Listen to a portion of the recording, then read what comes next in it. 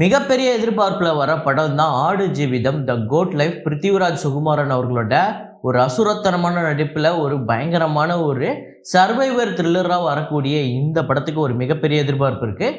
டே 1 இதுவரையும் அட்வான்ஸ் புக்கிங்கில், அதாவது நேற்று நைட்டு 12 மணி வரையும் அட்வான்ஸ் புக்கிங்கில் இந்த படம் ஒவ்வொரு ஸ்டேட்லேயும் எவ்வளோ கலெக்ட் பண்ணியிருக்கு, ஒரு மிகப்பெரிய நம்பரை கலெக்ட் பண்ணியிருக்கு. அது எவ்வளோ அப்படிங்கிற பார்ப்போம். அப்புறம் டே 1 எவ்வளோ வரப்போகுது அப்படிங்கிற ப்ரெடிக்ஷனையும் நம்ம டிஸ்கஸ் பண்ணுவோம்.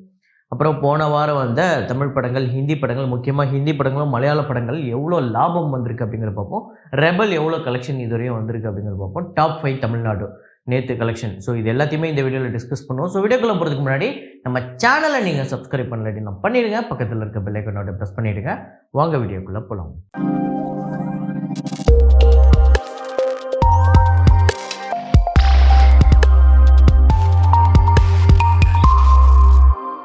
ரெண்டு நாளாக வீடியோ போடல. ஸோ 2 நாளைக்கு முன்னாடி நம்ம ஒரு ஃப்ரேம் ஒன்று வச்சுருந்தோம். அந்த ஃப்ரேமுக்கான ஆன்சர் என்ன அப்படிங்கிறத பார்த்துட்டு வாங்க.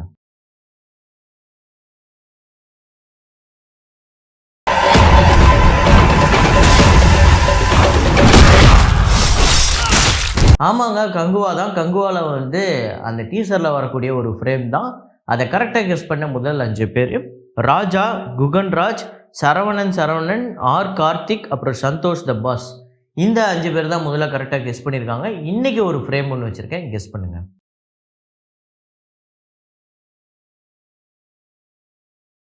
ஆடு ஜீவிதம் த கோட் லைஃப் அந்த படம் பார்த்துட்டிங்கன்னா கமெண்ட்டில் போடுங்க. ஏன்னா நிறைய பேர் அந்த படத்துக்காக எதிர்பார்த்துட்ருக்கேன் அப்படின்னு சொல்லிட்டு கமெண்ட்டில் போட்டிருந்தீங்க. ஸோ அந்த படம் பார்த்துட்டிங்கன்னா எப்படி இருக்குது அப்படிங்கிறத கமெண்ட்டில் போடுங்க.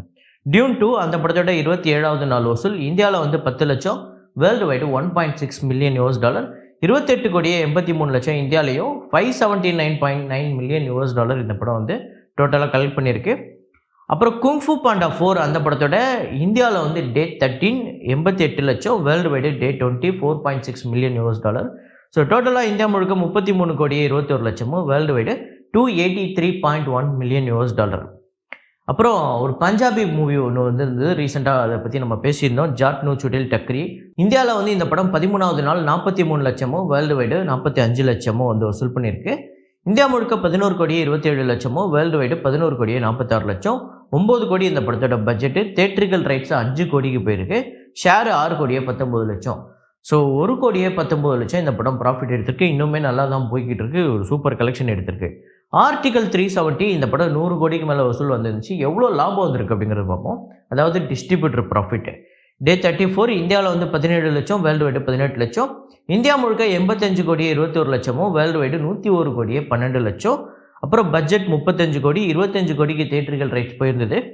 52 கோடியே 58 லட்சம் ஷேர். ஸோ 27 கோடியே 58 லட்சம் இந்த படத்துக்கு ப்ராஃபிட் கிடச்சிருக்கு, டிஸ்ட்ரிபியூட்டர் ப்ராஃபிட். ஸோ 25 கோடிக்கு வாங்கின அந்த டிஸ்ட்ரிபியூட்டர்ஸ்க்குலாம் இது ஓவராலாக ஒரு 27 கோடிக்கு மேலே ப்ராஃபிட்டை கொடுத்துருக்கு. லாபட்டா லேடிஸ் இந்த படம் 27வது நாள் வசூல் இந்தியாவில் 20 லட்சம், வேர்ல்டு வைடு 22 லட்சம், 16 கோடி இந்தியாலையும், 19 கோடியே 3 லட்சம் வேர்ல்டு வைடு கலெக்ட் பண்ணியிருக்கு. 4 கோடி இந்த படத்தோட பட்ஜெட், 3 கோடி தேட்டர்கள் ரைட்ஸ் போயிருக்கு. 10 கோடியே 28 லட்சம் இந்த படத்துக்கு ஷேர் வந்திருக்குங்க. ஸோ 7 கோடியே 28 லட்சம் இந்த படம் ப்ராஃபிட்டு. ஸோ பட்ஜெட்டை விட டபுள் மடங்கு கிட்டத்தட்ட ப்ராஃபிட் மட்டுமே வந்திருக்கு. ஷைட்டான் இந்த படத்தோட டே 20 கலெக்ஷன் 1 கோடியே 83 லட்சம் இந்தியாலையும், வேர்ல்டு வைடு 1 கோடியே 95 லட்சம், 154 கோடியே 57 லட்சம் இந்தியாலையும், வேர்ல்டு வைடு 188 கோடியே 27 லட்சம். அப்புறம் பட்ஜெட் 65 கோடி, தேட்டர்கள் ரைட்ஸ் 50 கோடிக்கு போயிருந்தது. 101 கோடியே 67 லட்சம் இந்த படத்துக்கு ஷேர் வந்திருக்கு. அப்புறம் 51 கோடியே 67 லட்சம் இந்த படத்துக்கு ப்ராஃபிட் வந்திருக்குங்க. ஒரு மிகப்பெரிய ப்ராஃபிட். ஸோ பட்ஜெட் அளவுக்கு இந்த படத்துக்கு ப்ராஃபிட் வந்திருக்கு. அதாவது தேட்டர்கள் ரைட்ஸ் எவ்வளோக்கு போச்சோ அதை விட டபுள் மடங்கு அவங்களுக்கு ஷேராக வந்திருக்கு. ஸோ இப்போ 100 ரூபா போட்டவங்களுக்கு 200 ரூபாய் கிடச்சிருக்கு. போட்டதில் டபுள் மடங்காக டபுள் ப்ராஃபிட்டு. அப்புறம் யோதா அந்த படத்தோட டே 13 65 லட்சம் இந்தியாலையும், வேர்ல்டு வைடு 68 லட்சம், இந்தியா முழுக்க 37 கோடியே 46 லட்சம், வேர்ல்டு வைடு 42 கோடியே 18 லட்சம், 60 கோடி இந்த படத்தோட பட்ஜெட், 33 கோடி இந்த படத்தோட தேட்டர்கள் ரைட்ஸ் போயிருக்கு. 22 கோடியே 78 லட்சம் இந்த படத்துக்கு ஷேர் வந்திருக்கு. ஸோ இன்னும் ஒரு 10 கோடி இந்த படத்துக்கு ஷேர் வரணும் அப்படின்னா இந்த படம் கண்டிப்பாக ஒரு 20 கோடியாவது வசூல் பண்ணணும். வசூல் பண்ணுமா அப்படிங்கிறது ஒரு மிகப்பெரிய டவுட்டு. ஏன்னா நிறைய படங்கள் வரப்போகுது. அப்புறம் மேட்கான் எக்ஸ்பிரஸ் அந்த படத்தோட 6வது நாள் வசூல் 1 கோடியே 28 லட்சம் இந்தியாலையும், 1 கோடியே 30 லட்சம் வேர்ல்டு வைடு, 13 கோடியே 54 லட்சம் இந்தியாலையும், 14 கோடியே 31 லட்சம் வேர்ல்டு வைடு இந்த படம் கலெக்ட் பண்ணியிருக்கு.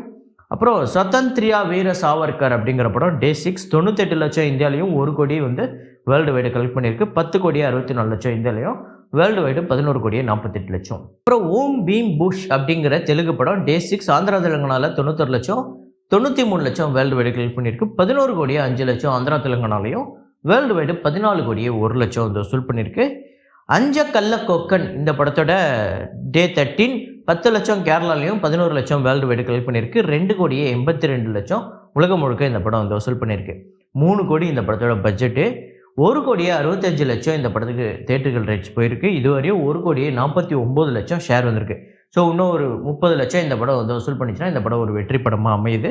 ஸோ அது கன்ஃபார்மாக வந்துடும். ஏன்னா டெய்லி ஒரு 10,00,000 15,00,000 இல்லை 5,00,000 வசூல் பண்ணாலே 6 நாளில் இந்த படம் எடுத்துரும். பிரேமலு 48வது நாள் கேரளாவில் 22,00,000, தமிழ்நாட்டில் 18,00,000, ஆந்திரா தெலுங்கானாவில் 35,00,000, வேர்ல்டு வைடு 84,00,000 இந்த படம் வசூல் பண்ணியிருக்கு. அப்புறம் கேரளாவில் இந்த படம் 70,50,00,000 இதுவரையும் கலெக்ட் பண்ணியிருக்கு. 4,79,00,000 தமிழ்நாட்டில் இந்த படம் பெரிய ப்ராஃபிட் எடுத்துருக்கு. 2 கோடிக்கு வாங்கியிருக்காங்க தமிழ்நாட்டில். ஆல்ரெடி லட்சங்களில், அதாவது ஒரு 50,00,000 60,00,000 கிட்ட ப்ராஃபிட் வந்திருக்கு. ஆந்திரா தெலுங்கானாவில் 10,70,00,000, வேர்ல்டு வைடு 125,25,00,000. ஷேர் பார்த்திங்க அப்படின்னா 66,38,00,000. தியேட்டர்கள் ரைட்ஸ் 8,5 கோடி. ஸோ நம்ம இதுக்கு முன்னாடி 4,5 கோடின்னு சொல்லியிருந்தோம்ல, அதுக்கப்புறம் நிறைய இடத்துல வியாபாரம் ஆகிருக்கு. அது எல்லாத்தையும் சேர்த்து 8,5 கோடி. இப்போது இந்த படம் ஷேரு போக இந்த படம் லாபம் பார்த்திங்கன்னா 57,88,00,000 இந்த படத்துக்கு லாபம் இப்போவே டிஸ்ட்ரிபியூட்டர்ஸ் கிடச்சிருக்கு. முக்கியமாக ஆந்திரா தெலுங்கானாலையுமே 2,4 கோடி கிட்ட தான் இந்த படத்தை வாங்கினாங்க. ஆனால் இந்த படம் 5 கோடிக்கு மேலே கிட்டத்தட்ட 6 கோடி ஷேருக்கு கிடச்சிருக்கு. அப்புறம் தமிழ்நாட்டில் இந்த படம் கிட்டத்தட்ட அந்த 1,80,00,000 1,90,00,000 கிட்ட வாங்கியிருக்காங்க. அங்கேயுமே ஒரு ப்ராஃபிட் கிடச்சிருக்கு. ஸோ வாங்கின எல்லா இடத்துலையுமே பெரிய ஹிட் இந்த படம். அப்புறம் மஞ்சுமல் பாய்ஸ் அந்த படத்தோட 35வது நாள் வசூல் கேரளாவில் 25,00,000, தமிழ்நாட்டில் 43,00,000, வேர்ல்டு வைடு 91,00,000. ஸோ கேரளாவில் டோட்டலாக 73,53,00,000, தமிழ்நாட்டில் 59,38,00,000, வேர்ல்டு வைடு 214,38,00,000 வசூல் பண்ணியிருக்கு. பட்ஜெட் 20 கோடி. தியேட்டர்கள் ரைட்ஸ் 13,5 கோடிக்கு போயிருக்கு. ஷேரு 113,62,00,000. ஸோ 100 கோடியே 12,00,000 இந்த படம் ஆல்ரெடி டிஸ்ட்ரிபியூட்டர் ப்ராஃபிட் கிடச்சிருக்குங்க. இந்த படத்தை வாங்கி திரையிட்ட அந்த படத்தில் வாங்கி திரையிட்ட இடத்துல டோக்கன் போட்டவங்கலேருந்து எல்லாருக்குமே, பப்ஸ் விற்றவங்கலேருந்து எல்லாருமே ஒரு பெரிய லாபத்தை எடுத்துகிட்டு போயிருக்காங்க. அதுதான் உண்மை.